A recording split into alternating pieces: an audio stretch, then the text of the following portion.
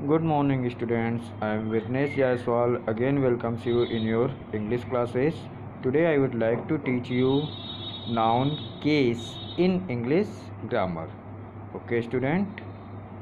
As you have studied about kinds of noun, noun number, noun gender, and the last topic is noun case.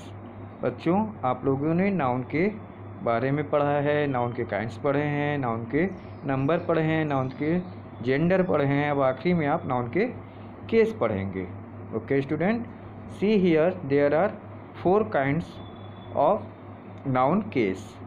Okay, first one is subjective और nominative case, second one is objective और accusative case, third one is possessive or genitive case, and last one is noun in apposition case.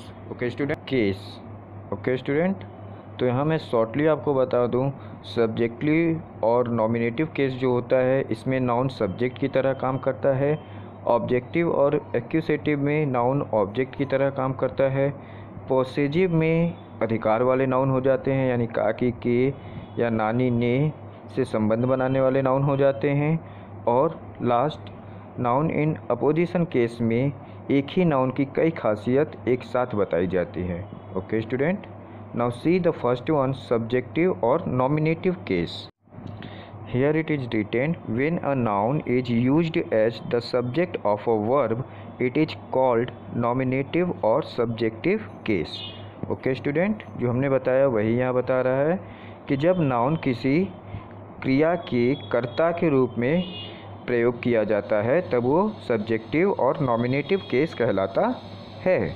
Okay, see the examples. यहाँ example आप देखिए, Beena play carrom, a boy was eating apple, the mango is ripe. Okay student, पहले वाक्य में बीना कार्य कर रही है, तो कार्य करने वाली कौन है? बीना। दूसरे वाक्य में खाने वाला कौन है? बॉय।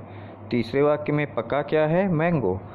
तो ये सब क्या है? वर्ब के सब्जेक्ट के रूप में यूज हो रहे हैं, तो ये सभी आपके सब्जेक्टिव और नॉमिनेटिव केस वाले नाउन हैं। ओके स्टूडेंट, यहाँ एक बात आप ध्यान रखिएगा कि जब भी आपको नॉमिनेटिव केस के नाउन को फाइंड करना है तो आप वहाँ क्वेश्चन कीजिए हु और व्हाट, तो आपको निकल जाएगा। जैसे बीना प्लेज कैरम में आप पूछते हो हु प्लेज कैरम, कौन कैरम खेलता है, तो आप जान जाओगे कि बीना कैरम खेलती है।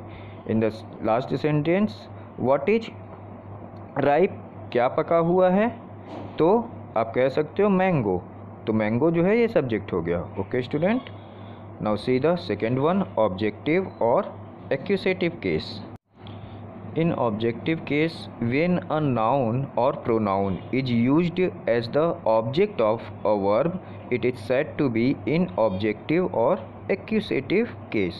Okay student, जब कोई नाउन या प्रोनाउन किसी भी कर्ता क्रिया के कर्ता के रूप में कार्य करे तो वो सब्जेक्टिव केस होता है, लेकिन जब वही क्रिया से क्या प्रभावित हो रहा है, यानी क्रिया के कर्म के रूप में जो नाउन या प्रोनाउन काम करता है, उसी को हम ऑब्जेक्टिव और एक्यूसेटिव केस कहते हैं। जैसे आप यहाँ एग्जांपल देखिए, रीता प्लेज बॉल। अब प्लेज तो क्या खेलती है, खेलने से क्या प्रभावित हो रहा है? बॉल, तो बॉल ऑब्जेक्टिव और एक्यूसेटिव केस में है। इसी तरह सेकेंड और थर्ड एग्जाम्पल में भी है, the dog bit a standing man, तो डॉग ने काटा, किसे काटा? स्टैंडिंग मैन, तो ये स्टैंडिंग मैन भी जो है वो क्या है? एक्यूसेटिव और ऑब्जेक्टिव केस में है। ठीक है स्टूडेंट, यहाँ आप ध्यान रखिए कि to find out object put what or whom before verb. हमें ऑब्जेक्ट प्राप्त करने के लिए वर्ब से हम क्वेश्चन करते हैं व्हाट या whom। ओके स्टूडेंट, जैसे फर्स्ट में आप देखें व्हाट से रिप्लाई निकलेगा कि what does Rita play, Rita क्या खेलती है, तो हमें मिल जाएगा रीता प्लेज बॉल, यानी रीता बॉल खेलती है। Okay student, and sometime we found 2 object for a verb. कभी कभी ऐसा भी होता है कि एक ही ऑब्जेक्ट के एक ही सब्जेक्ट में के साथ 2 ऑब्जेक्ट होते हैं, तो दो ऑब्जेक्ट होते हैं, समस्या हो जाती है। जैसे यहाँ देखिए नीचे एग्जाम्पल में दिया है, Ram gave me a ball, Ram ने मुझे गेंद दी। यहाँ मैं भी यानी मुझे भी ऑब्जेक्ट है और अ बॉल भी ऑब्जेक्ट है।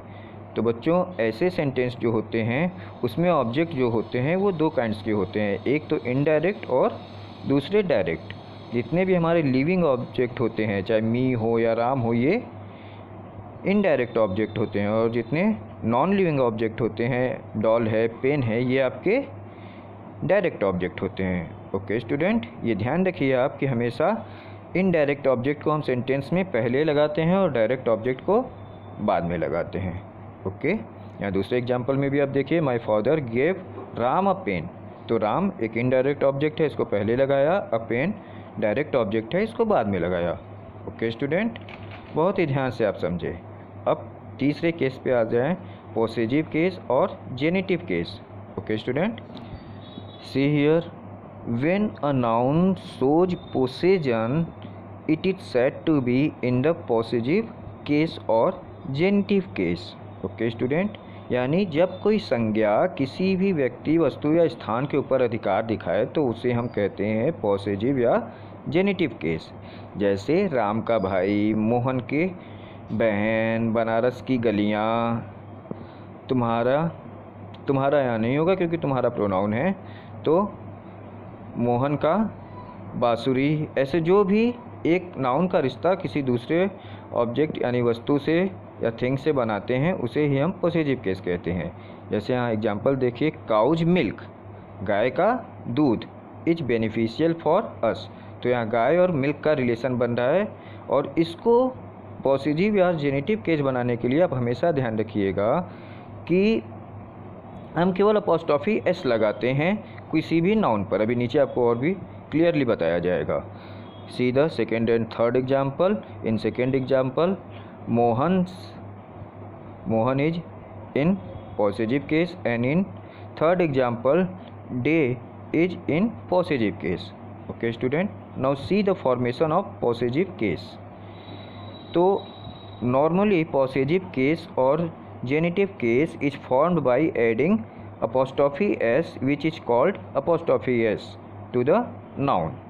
Okay student, यानी कि सामान्य रूप से हम शब्दों में apostrophe s लगाकर जो है पॉसेसिव केस बना देते हैं किसी भी नाउन में। जैसे गोपाल है, गोपाल्स बुक, बॉय है, बॉयज बुक, चिल्ड्रेन है, कई बच्चे, तो children's cap, oxen horn. Okay, लेकिन एक बात आपको यहाँ ध्यान रखना है कि whenever the last syllable of a noun is s, we add only apostrophe sign after the words. जब शब्दों के अंत में अगर s खुद लगा हुआ है तो वहाँ ऊपर हम केवल अपॉस्ट्रोफी का साइन लगाते हैं। जैसे यहाँ देखिए, बॉयज है तो बस बॉयज के ऊपर हमने कॉमा लगा दिया, अपॉस्ट्रोफी मार्क लगा दिया, बॉयज बुक। गुडनेस है तो गुडनेस के ऊपर कॉमा लगा दिया, गुडनेस सेक हो गया। Okay student, now see the last case of noun, that is noun in apposition. When one noun follows another to describe it, the noun which follows in is said to be opposition to the noun which comes before it. Okay student, तो जब कोई noun किसी दूसरे को follow करता है यानी किसी दूसरे नाउन या प्रोनाउन के साथ आता है, उसकी खासियत को बताता है, तो वे नाउन जो कि उसके आगे पहले वाले के बाद लिखा जाता है उसी को हम नाउन इन अपोजिशन कहते हैं। जैसे एग्जांपल में देखिए, राम कॉमा लगाया है हमने, फिर लिखा है the son of Dasharath was exiled for 14 years. यानी राम कौन, द सन ऑफ दशरथ यानी दशरथ के पुत्र। तो दशरथ के पुत्र कौन थे, राम ही थे, यानी राम की ही खासियत को आगे कॉमा लगा के बताया गया। तो ये जो खासियत बताई जा रही है यही नाउन केस इन अपोजिशन में है। ओके स्टूडेंट, सेकेंड में देखिए, Narendra Modi the prime minister of India. तो the prime minister of India case in apposition में है, लेकिन ये किसके बारे में बताया जा रहा है, नरेंद्र मोदी ही है। ठीक है, तो ये पहले का case in opposition the prime minister of India है, नरेंद्र मोदी का, is a brave man. Okay student, now see the video once again carefully, study your chapter finally and do all exercise in your book by your own self. Okay, that's all. Thank you.